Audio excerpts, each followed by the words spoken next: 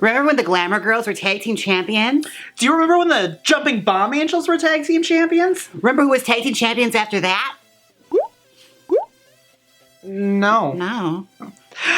Ahoy, mateys! My name is Sylvia Nyxx, coming to you live from Down Under, giving you the best Steve Irwin or Peyton Royce from the Iconics. Ooh, and I'm gonna show you what love is. I'm one half of Vince's Devils, Candice Michelle, or Jaymes Mansfield. You're the same thing, both Milwaukee bombshells. Exactly. With rubber tits. And you're watching Queens of the Ring! This video is sponsored by us. Head on over to teespring.com/Queens of the Ring or click the link down below and pick up some Queens of the Ring merchandise. Today's episode, we're going to be listing our choices for the top 5 women's tag teams and factions in professional wrestling history. Mostly WWE.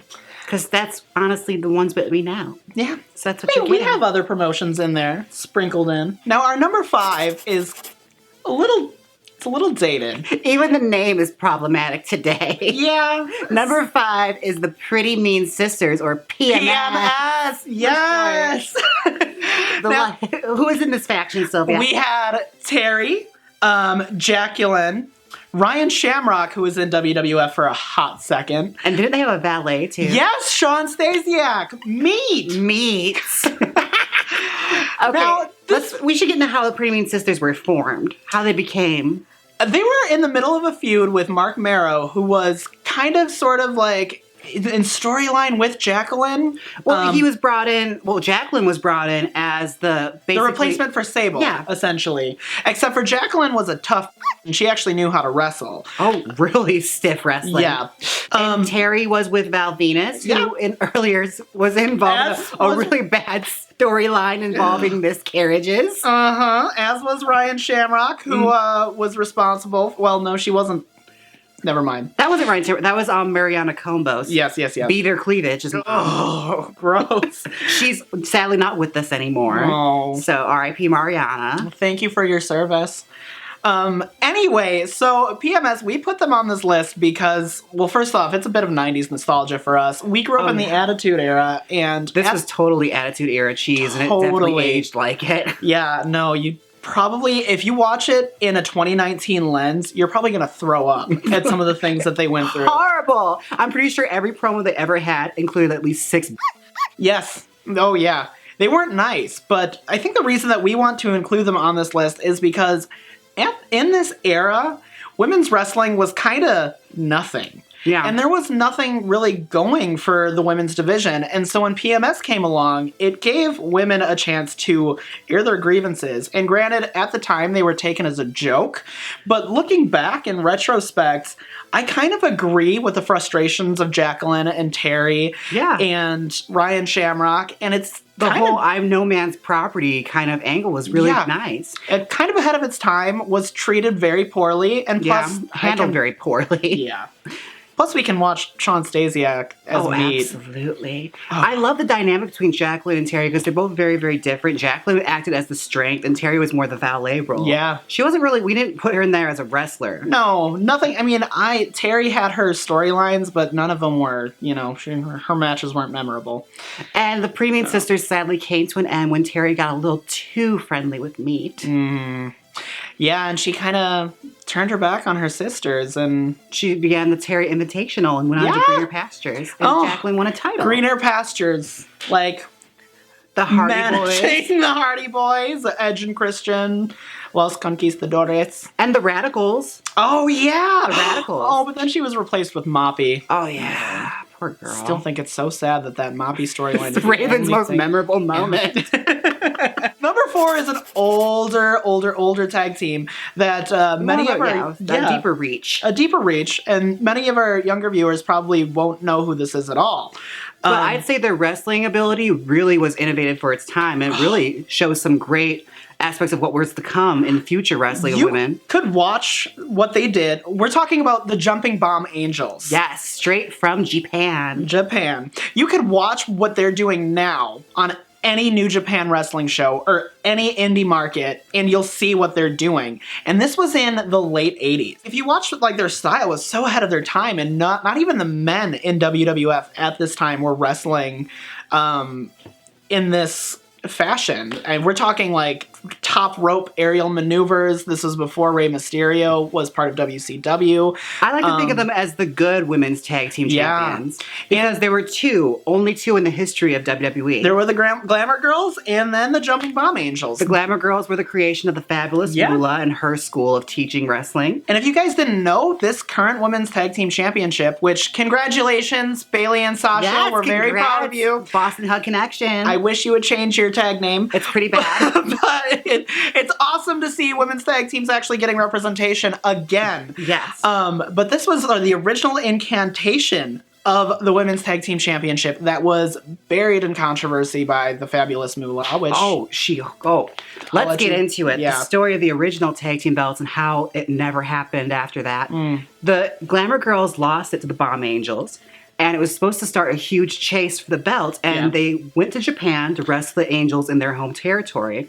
And it's classic WWE booking. Absolutely. Yeah.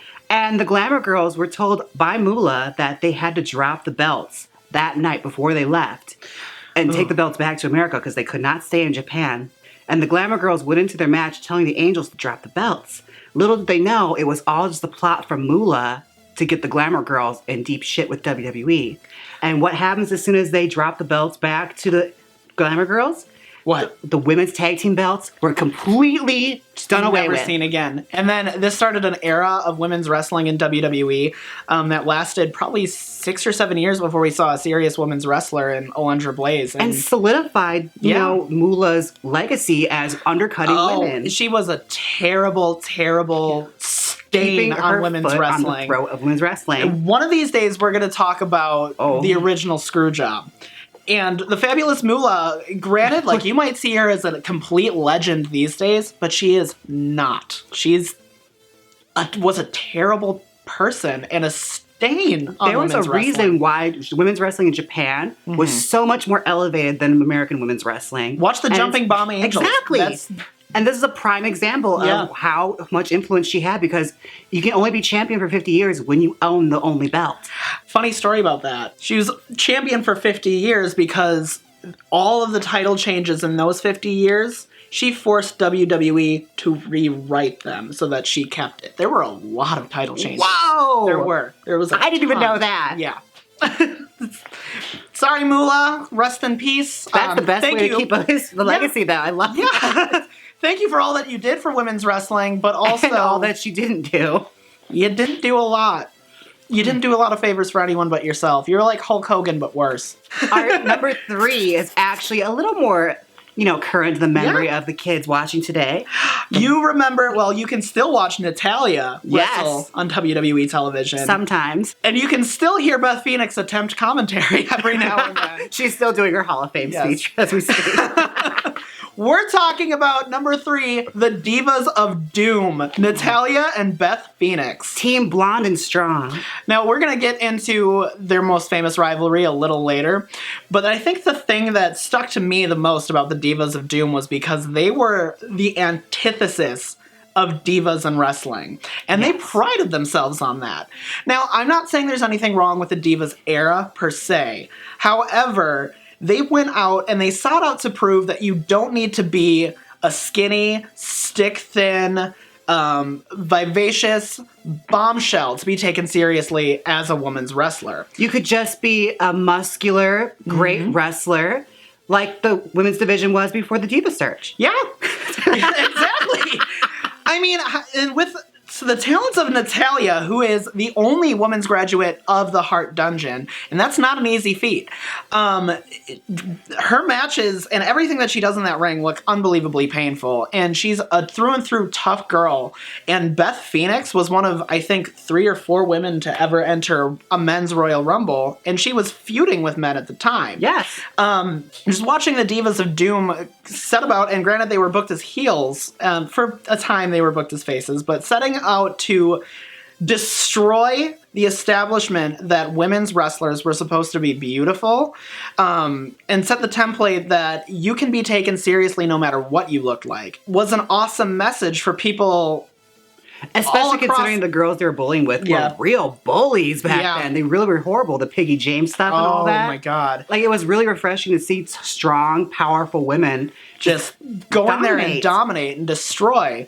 And this was an era that I think that a women's tag team championship could have benefited from. We'll get into that a little bit later. But there were a ton of like new factions and new blood coming out and in this time period in the late 2000s and early 2010s. Which brings us to number 2. Our choice for number 2 is not from the WWE. No, it's actually consisted of 2 girls that were eventually almost WWE signees, but fell into the clutches of TNA. They fell through the cracks of WWE. They didn't quite get signed. Now, if the Divas of Doom were the antithesis of Mean Girls, these two were the embodiment of Mean Girls. We're talking about Angelina Love and Velvet Sky, the beautiful people.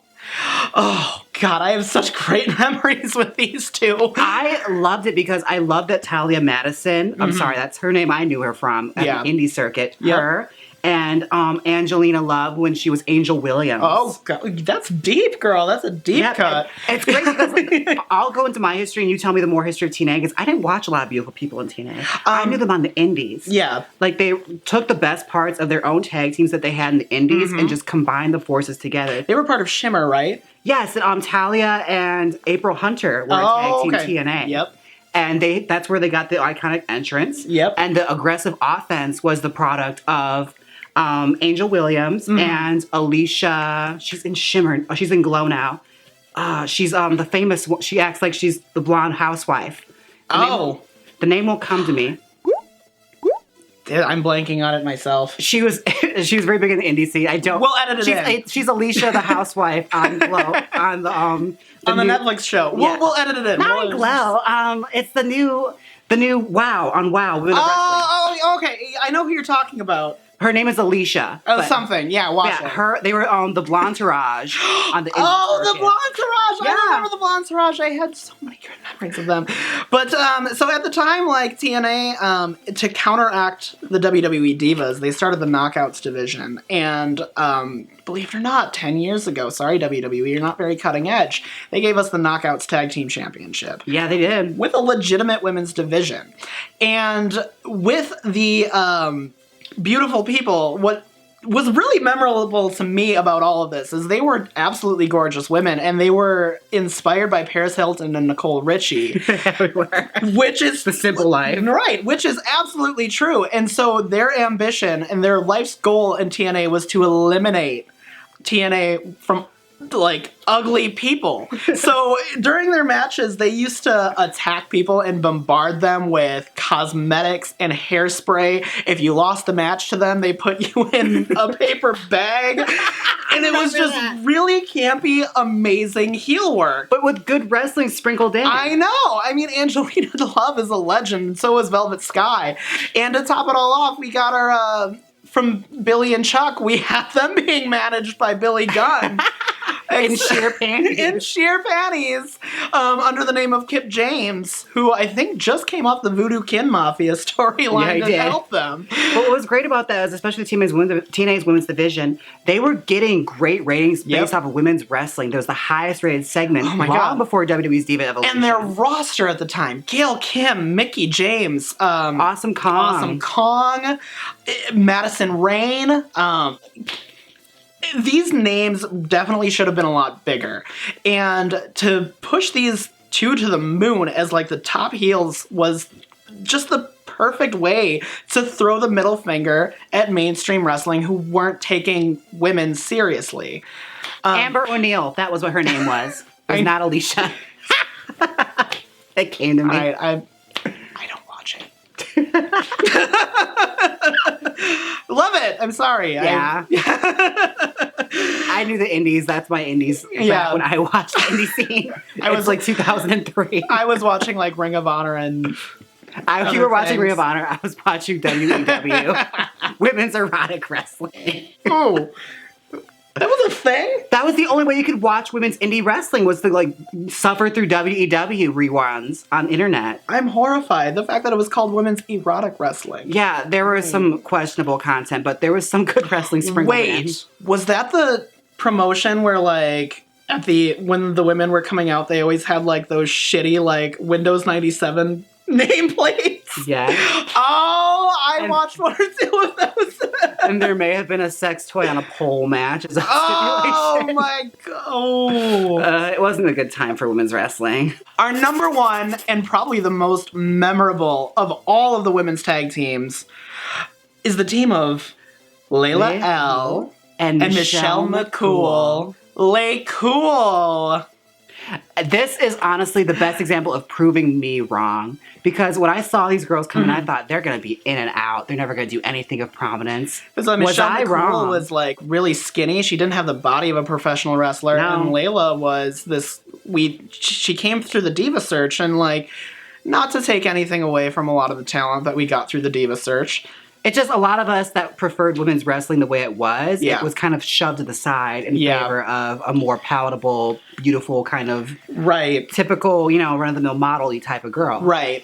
And so Layla, when she came to the WWE through that whole... She was a winner of the Diva Search. Yeah. Right. I didn't expect her to be really anything. Well, to be honest, the last couple winners before her were pretty in and out. Yeah. Not to the detriment of Christy Hemme, because she was trying. They just Christy cut that Hemme short. was trying, and Christy Hemme like had a great personality, and so did Maria Menounos, honestly. Maria Menounos. She's on Maria HG. Kanellis. Maria Kanellis. The talk show host? Shut up. Maria Kanellis. There were some good women who came out of it, but none embodied like true pure women's wrestling like the two that were Lay Cool. Michelle McCool, to this day, because of her, I will never call the Styles Clash the Styles Clash. It's the faith breaker. It's the Faith Breaker. And honestly, she's probably a lot better about the gay community than AJ Styles will ever be. The gay community. She is married to The Undertaker, too. Yeah. I don't find that erotic at all. No, pretty it's sexy. not. But just saying. When you're married to The Undertaker, chances are you're a pretty good wrestler. But anyway, Yeah. these two were tremendous at building heat for each other.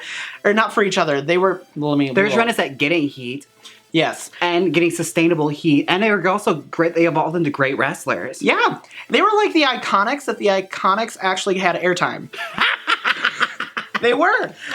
They had tremendous feuds against the Divas of Doom, and were really kind of responsible. I'm not entirely responsible, but were partially responsible for the women's revolution as we know it now. It's kind of a strong statement. No, but here's the thing. Alright, go Their into women's that. championship run saw them break that women's title in half. Oh, yeah, I hated that. But that's just my own taste. Which was great heel work, by the way. And instead of unifying it and creating the new women's championship, they were responsible for bringing about the Divas Championship. Which, say what you will, there was a lot of great competition for the Divas Championship, and it, had its run in the sun. It just It took served a lot. a greater purpose than I think a lot of people gave it credit Exactly. for. It was responsible for rebranding it and making the product more palatable for younger girls to watch. But when you call your title the Divas Championship, There's a level of cheese that gets rubbed over. yes, and your belt is a butterfly, it's going to be hard for older audiences to take that belt seriously. And because of these two, breaking that women's championship and declaring themselves as the best women's wrestlers that ever existed. I'll go on a limb on that one. I'll play the devil's advocate here Okay. and defend the Divas Championship for a second. Good, do it. I think it deserves defending. I will say what it ultimately accomplished was great. It made it okay for young girls to watch the product. Yeah. As well as maybe those, beta cucks that watch wrestling, maybe that belt wasn't for you. No. That's fine, because wrestling is a variety show. And that Divas Championship gave rise to Alicia Fox, Paige, Maurice. Other girl, lots of variety in that. Yeah. Compare the legacy of Eve the Divas Torres. Championship to the legacy of the original Women's Championship. It's far better in comparison. Yeah, we There never got... there was no Harvey Whippleman winning it. There was no no Lumberjill Snow Bunny matches. No, there was no, like, mud wrestling or titles changing hands on no an arm trailer park wrestling titties competition. winning the match. Don't you insult my trailer park titties. Get your finger out of my face. It smells like garlic bread. But no, like, yeah, I will say I hated them breaking the belt apart, but in hindsight, it was for the greater good. When and you we got watch a good it belt now, after it. right, but when you watch it now, like, that is amazing heel work. Anytime somebody breaks a championship, takes a sledgehammer to it, like Mr. Perfect, throws the title in the garbage, like Medusa and WCW. If you take the lineage of any title and destroy it, you are a piece of human garbage, and people are going to see you as that. There's no greater heel move than doing that. Now, Late Cool, not only were they involved in great storylines and shifting people's visions towards, like, the greater good of, you know, watching women's wrestling for women's wrestling and not for, you know, the bikini contests and stupid things like that. Garbage. They made it so that women actually had a spotlight and people could pay attention to them, and it was good storytelling. And I mean, their matches against, like, AJ Lee and, you know, Mickey James, countless others. Their body of work was tremendous for such a short period of time that they were there. Without even a belt. No tag belts. Without a tag team championship. That's why they had to do it. They had to split it in half because they together were the women's champion. And they're the only tag team in the women's division at that time who could have done that and paid it justice. That's all I gotta say about that, really. Yeah, I agree. I agree. They are number one for memorable women's tag teams that laid down the groundwork for our tag team titles here in the WWE. That's what I mean. Like, I'm not kidding when I say they're the Iconics with airtime. They truly are. They're the Iconics with good booking. They are. That's all I gotta say. And I really want the Iconics to be booked better. They had some solid booking in the Elimination Chamber. They did. That Elimination Chamber match. That was the most action we got out of them in, like, what, a whole year? Oh my god, and the selling after Nia Jax and Tamina just ragdoll both of them. Oh my god! Oh, that was hard to watch. That Widow's Peak. Oh my god, we haven't seen a Widow's Peak since Victoria. Oh, I guess it's the gory special now since Victoria's not there. No, the gory special. If she was the gory special, she would fall face forward. Still a gory bomb then? It's gory something. I don't know what it is. Gory. We're gonna call it the Widow's Peak. It's a Widow's Peak. For the same reason that I saw it called the Styles Clash. The Faith Breaker. Anyway, my name is Sylvia Nyxx. And I'm Jaymes Mansfield. And you've been watching Queens of the Ring. And until next time, we're tagging out. A fantasy booking tag team that I really want to see, but we probably aren't going to due to recent events in her life, would be Victoria and Nikki Cross. Imagine that as a tag team. Ooh. I would Team watch. Crazy. Uh-huh. I'll play with you, Becky. I'll show you Psycho. Click here and watch our top 5 wasted WWE talents. Or watch our top 5 best or worst ECW moments. Come on, click it. You know you want to. If you don't click it, I'll tell WWE how many times you've actually shared your network password. So click it.